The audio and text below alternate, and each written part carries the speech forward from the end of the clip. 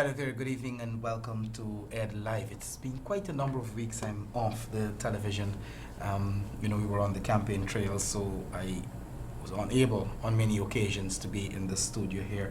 Nonetheless, we're back with you, and we're back with, here to start to continue the battle to defend our democracy. I have with me in studio this evening Sase Gunraj, People's Progressive Party Civic Nominated Commissioner on GECOM. Sase, welcome to the program. Thank you, Eddy.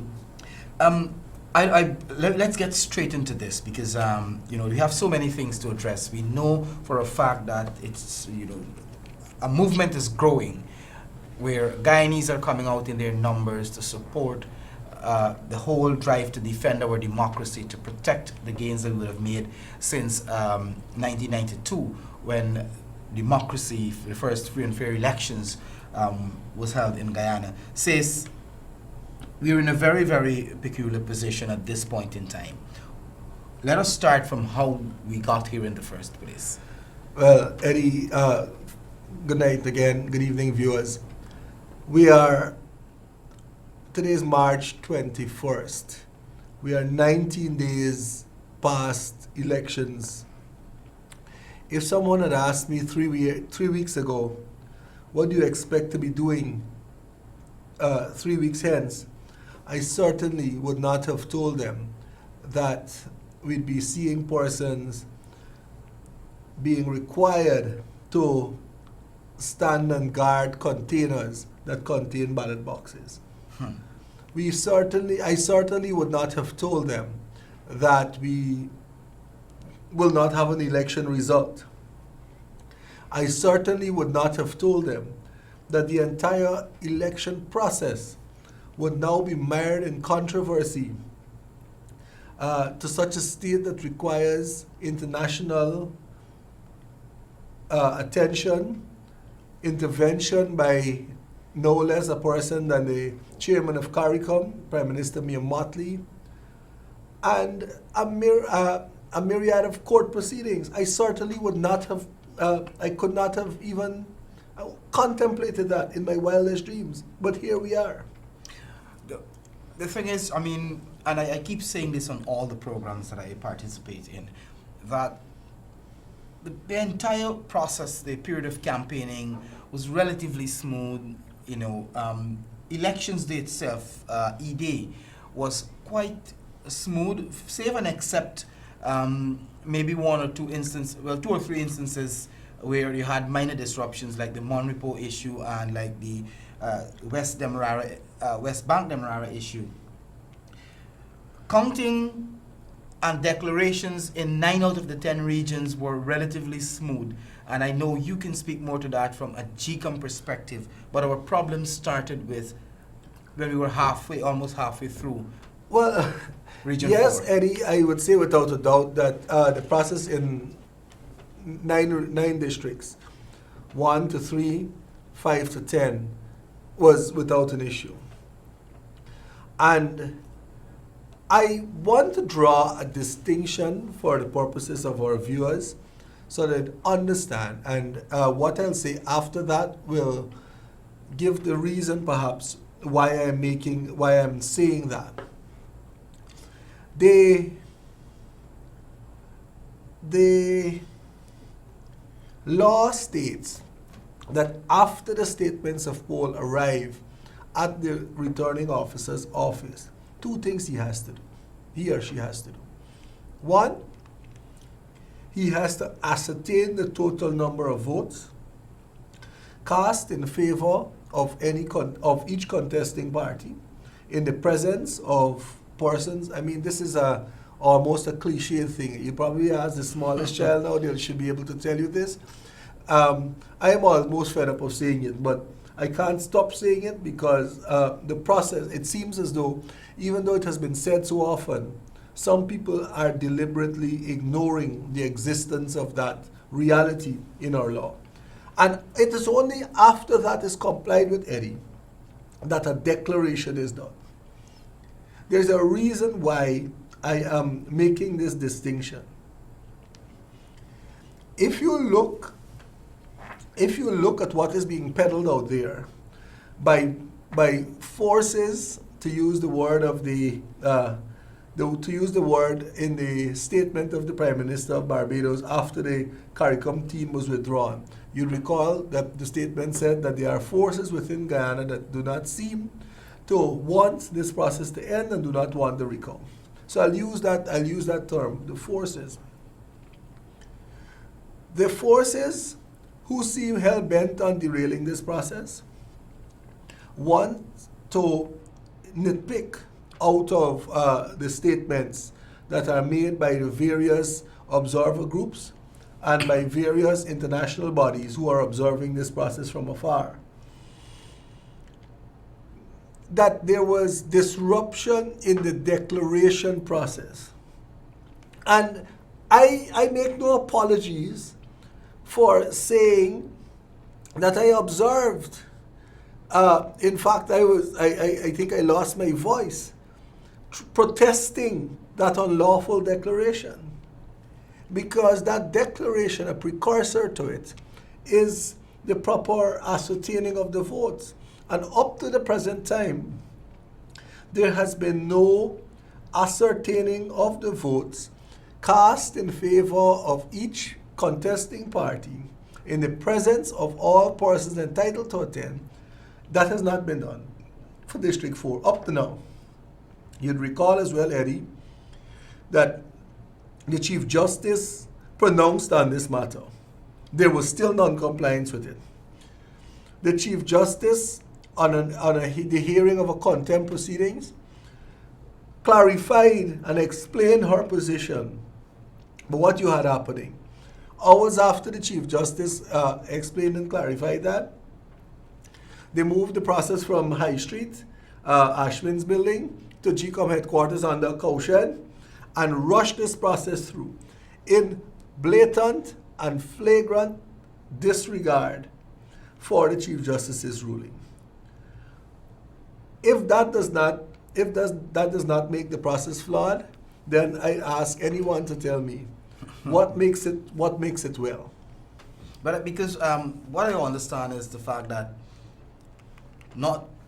it took almost 2 days to do, or even more than 2 days to do 421 statements of poll. That is the first 421 of the Region 4 statements of poll. It took a day and some. A day and something. And in that day and some, I was there for most of that day. It was such a smooth process. It was such a smooth process. The returning officer was calling out, well, or lawfully appointed employee of the returning officer was calling out. They was being compared by all the agents there, and they went.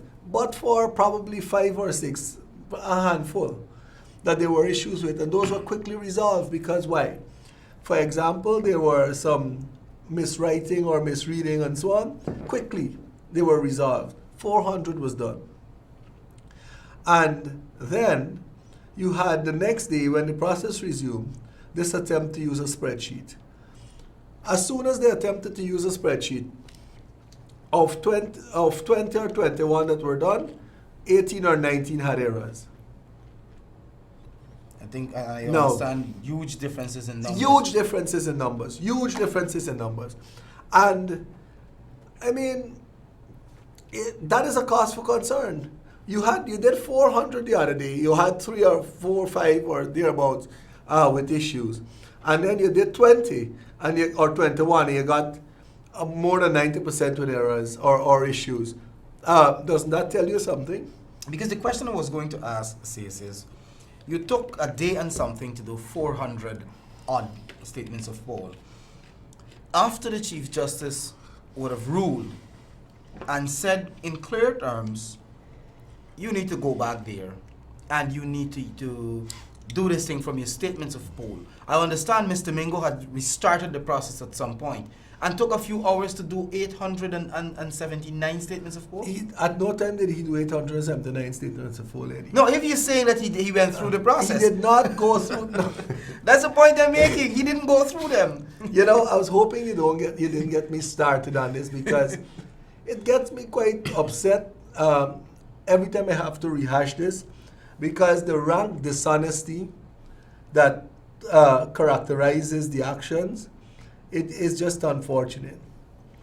When they started back on the Friday, it was the Friday morning, I believe, Mr. Mingo said, I'm going to start back at 400. We've already done 400, we're going to start back.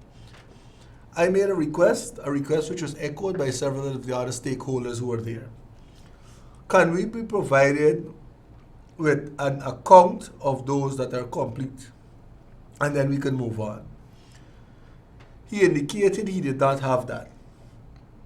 And after he thought about it for a while, he indicated, I'm going to start back from the start because I do not have that. Within a moment, he changed his mind. Within a moment. And it pains me to say this, but he was handed a telephone, he spoke on the telephone, and he changed his mind. I saw that. And I challenge anyone to contradict that version of events. It was witnessed by members of the diplomatic corps. It was witnessed by several members of contesting political parties, representatives of several observer groups, and all of that. And he came back and he insisted, I'm going to continue from where I left off. I'm not going to give you any account. While he was summoned to court, where the Chief Justice offered that clarification, the process continued. And in her written ruling, the Chief Justice said that it ought not to continue in his absence. But she pronounced on that matter, they flagrantly violated it again. By the time they resumed at 4 o'clock, he claimed that he had 89 or 79 left, and that is what he was going to do. And even the 89 or 79 that he did. But you know, Eddy, I could sit here all night and chronicle these things, but I know the viewing public is not bereft of information. This is an age, and thankfully we live in the age of social media, where information is readily available at the fingertips of persons.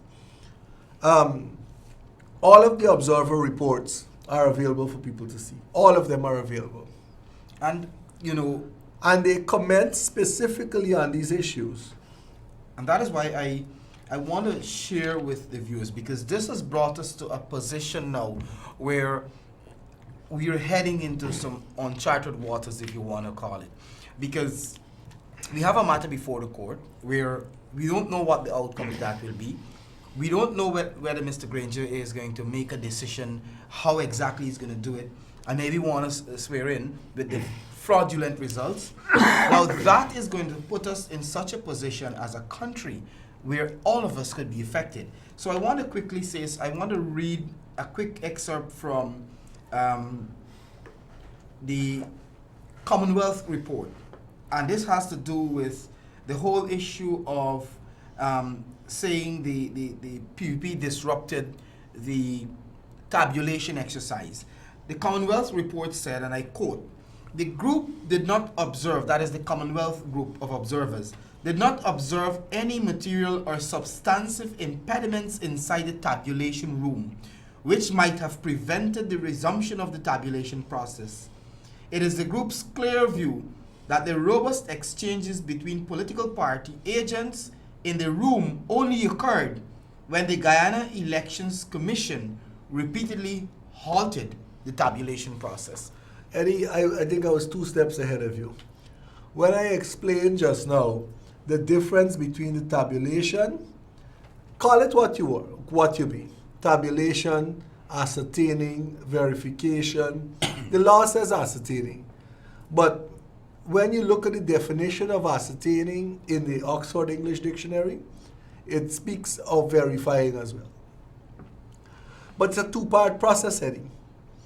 And the Commonwealth report is very clear that there was no disruption of that process by the actions of any stakeholder. Excuse me. Any disruption of that process was by the actions of GECOM itself. And then, if you look at the Carter Center report, it said that the protest came when the returning officer attempted to make a declaration which was not based on a proper verification or ascertaining exercise. But, you know, Eddy, let's, I don't mean to dwell on this, but there are so many other things happening. Immediately after that, you saw an initiative, as laudable as it can get, from the Prime Minister of Barbados, Chairman of CARICOM. And her statement was pellucid, based on a request made by the President of Ghana. A meeting was facilitated between the President and the Leader of the Opposition. That agreement, an agreement was brokered that there would be a total recount of all the ballots cast in the March 2nd elections. Very simple. That happened within a matter of hours on Saturday. Saturday morning, apparently this discussion was had. By Saturday after lunch, shortly thereafter, you had a statement issued by 12:30 a.m. That is midnight Saturday night. An aircraft landed here with 5 persons. It took us, Eddy, from 12:30 till 2 o'clock in the afternoon to meet those people at the commission, at GECOM. By 9 o'clock that night, or shortly thereafter, I gave an interview to the press outside of GECOM, in which I said and I maintained that all the modalities have been worked out, the terms of reference settled, all the questions that were asked by the group were worked on, and it was and this was all done with the agreement of all the commissioners and the chairman as well. So it was a unanimous commission operation that was being put in place to facilitate these recounts. On Monday morning, the only thing that had to be done, including location decided upon, on Monday morning, all that had to be done was a site visit facilitated to figure out what will go where, the logistics, etc. It was everyone's anticipation, perhaps except those forces, as Prime Minister Motley spoke about, that this process would start in the afternoon. But what you had happening, by about lunchtime, you had no word, no official notification from the commission, to the commission, from the CEO, from anybody as to what was happening. By later that evening, at around 4 o'clock, you had persons notice movement of the ballot boxes. And that's another thing, Eddy. The security of the ballot boxes is something that is of paramount importance. Citizens, and I notice you're wearing a shirt that says Guardians of Democracy. It's obviously a movement that has been born out of this desire to protect the sanctity of those ballot boxes and the containers that contain them. Persons have been keeping vigil. Persons have been, and these are not political persons. You look at the people who are there, they have never had any political involvement. These are civic-minded people who are doing that. By the time they attempted to move those containers on Monday afternoon, people recognized and people started passing the word around. I just mentioned earlier on the benefits of social media. People started passing the word around. And when that happened, all interested parties, observers, representative of political parties, I myself was elsewhere. I proceeded to the conference center with the anticipation that this will start. Well, that was a misplaced anticipation, because by the time we got there, there was no official word, Persons were, well, I myself was prevented access to the building itself to even inquire what was going on. We noticed the containers were being brought, and then later that evening, the building was fumigated. Shortly thereafter, police arrived and ushered everyone out. A very nasty scene. What happened to my colleague, Commissioner Ben, is a matter of public notoriety now. Now, what that says to us is that, maybe Prime Minister Motley was very clairvoyant when she used that word forces. But I want to adopt it and not adopt it wholly, because I am seeing at play at every step of the game these forces that seem to want to scuttle this process. By Tuesday morning, so obviously nothing happened on Monday. By Tuesday morning, we were told that the CARICOM group wanted a gazetted order to give them legal cover for their operation. Eddy, immediately, we took steps at the commission level, also with the assistance of the chairman, to get this process going. But you could see in hindsight the deliberate delays that were placed there, to my mind, with the intention of securing enough time to get this injunction granted and served upon the commission to stop this process. I was making the point, Sase, that with all of that happened, now you have the injunction and so forth. We're in a position where our country could face sanctions. I think when you look at what the Assistant Secretary of State of the U.S. for the Western Hemisphere said, when you look at the statements coming out of the OAS, the EU, the ABC countries, you realize that we have now placed ourselves where Guyana could be isolated from the rest of the world. What I want to do is to probably play two pieces of videos. One has to do with the statement by Secretary of State Pompeo with regards to the elections in Guyana and why the results, there must be credible and transparent results if any government that is sworn in will be recognized. I'll have that, and then I'll have another video with Mr. Granger, because we need to speak to Mr. Granger's actions in all of this. I'll have another video with Mr. Granger back in 2015, when then President Donald Ramotar prorogued Parliament utilizing a constitutional provision where he spoke about sanctions and was pushing for sanctions on Guyana.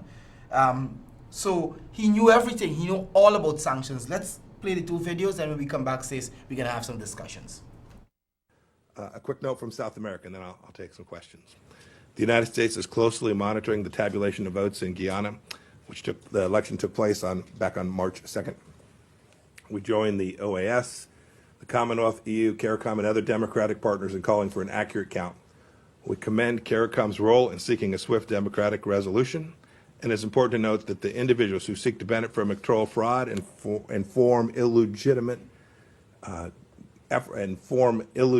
governments, regimes, will be subject to a variety of serious consequences from the United States.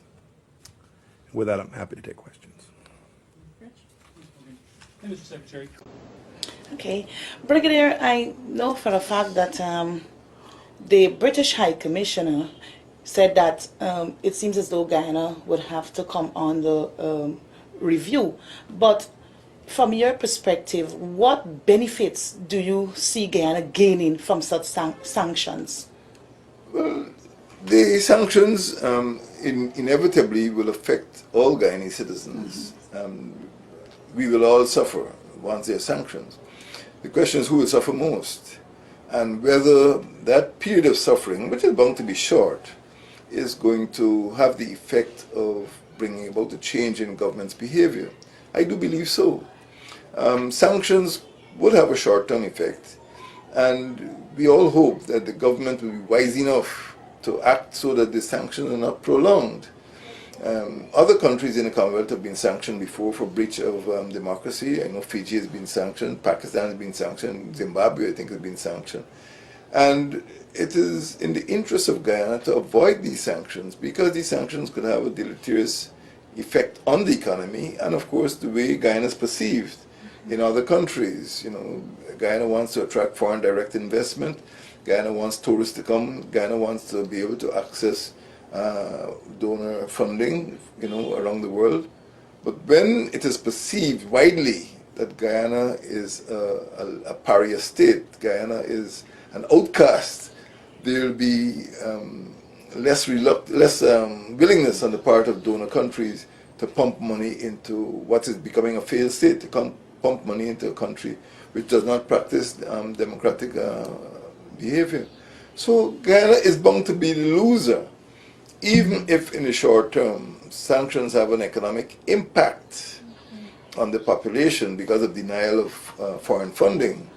In the long term, I think we'll suffer. So I would say that the government be well advised to avoid sanctions and to comply with international norms. The government should end prorogation, let us have elections, and let us... So, I think our viewers, that's a good refresher. That is a video from 2015. You heard what the US Secretary of State said. Any government, a regime that is sworn in based on unverified results or based on a process that is not transparent will be isolated, will not be recognized. And he also said those who benefit from electoral fraud, the beneficiaries of electoral fraud, and those who support the process could face serious consequences. You heard Mr. Granger talking about sanctions and how it will impact the country, how it will affect foreign direct investment, how will it will affect businesses. He knows everything, he knows all of it. But yet Mr. Granger is putting us in a position as a country where the very things that he spoke about in 2015, even though what was done then was an entirely legal process, he is still putting us in that position. Sase, what could you make of all of this that we just saw? Eddy, when I hear the word sanctions and contemplate its applicability to Guyana and Guyanese, it makes me very nervous. You know why it makes me nervous? Even the lightest of sanctions imposed upon Guyana will not be limited to the classes of persons that you have just said. Persons who have benefited from electoral fraud and all of that. When sanctions are applied to a country, the country suffers. And while some classes of persons may be insulated for a little longer time from the effects of those sanctions, eventually all citizens are affected. And it is for that reason that it makes me nervous, it makes me uncomfortable, because I would like to, as a citizen of Guyana, I would like to think that what affects one Guyanese affects all Guyanese. All of Guyana is involved, and all will be consumed by this.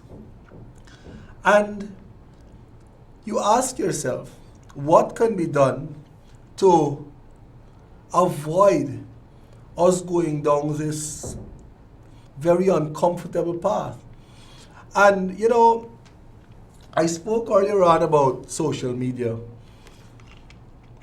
We live in an age where what we say, what we do, are easily recorded and memorialized for posterity. And if we try to speak through both sides of our mouth, as they say, it comes back to haunt us. What the president said then, he was the leader of the opposition, and he said that in that capacity then, shows that he has a clear understanding of what is likely to happen to Guyana if certain democratic norms are not observed. And I believe it is in recognition of those consequences, or the likelihood of those consequences taking effect, that this arrangement or agreement brokered by the chairman of CARICOM came into being. You ask yourself, why? Now, I don't wish to speak because there are obviously several legal minds involved in the court process, and the matter is sub judice. It is engaging the attention of the court. And I don't wish to make views here. I don't wish to share views here that are likely to affect that process. However, allow me to say this. The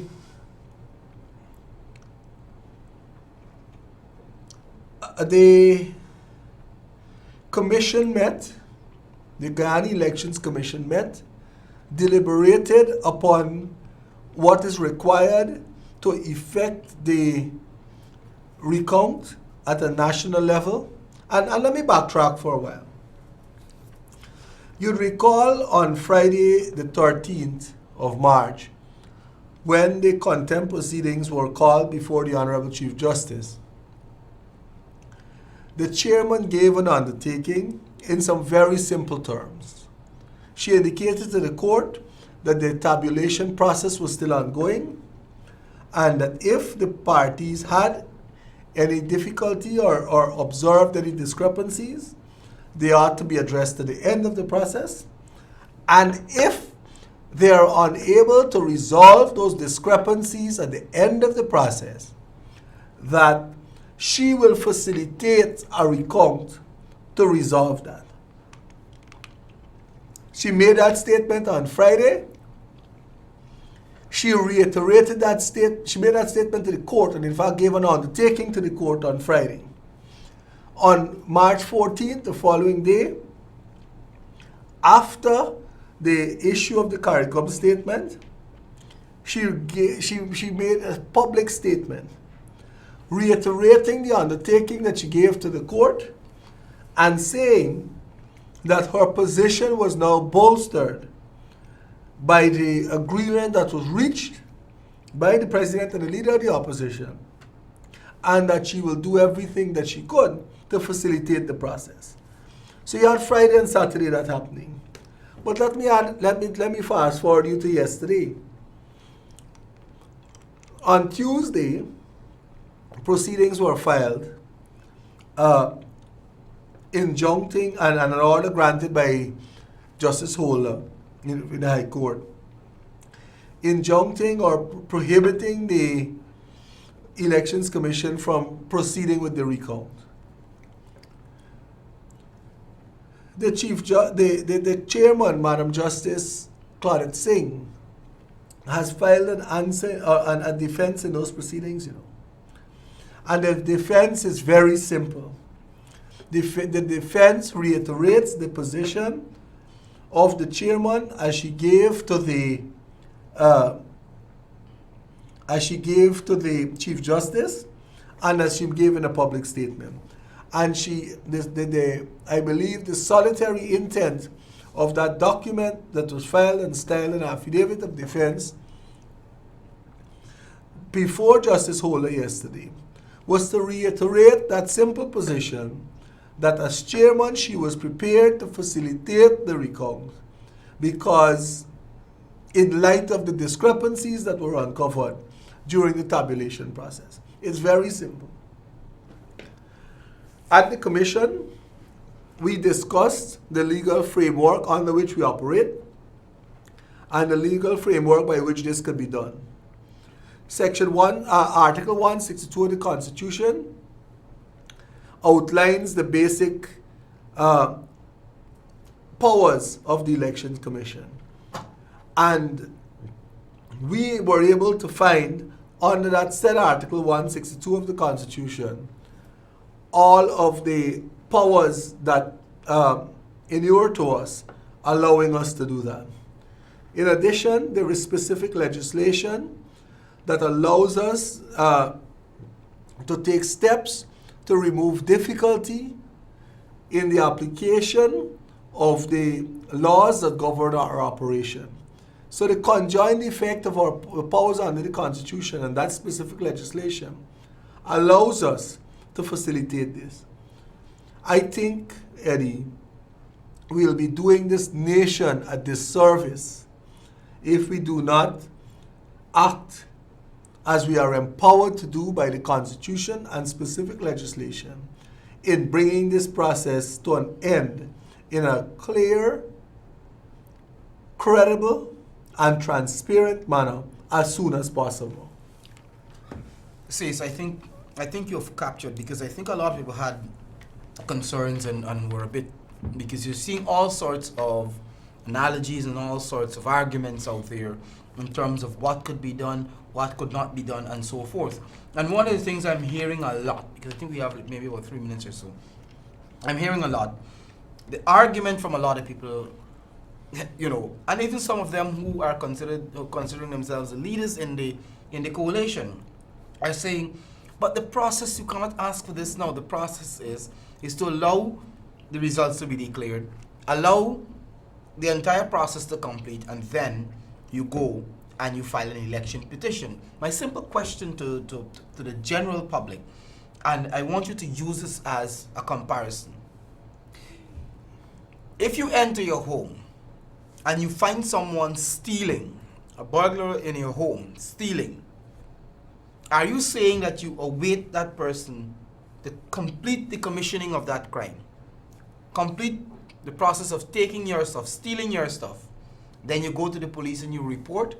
Or do you try to stop them in the process? And this is exactly what I think was happening, is that the PPP and the other parties that contested the elections, even except the AP and UAFC, saw an attempt to steal in elections.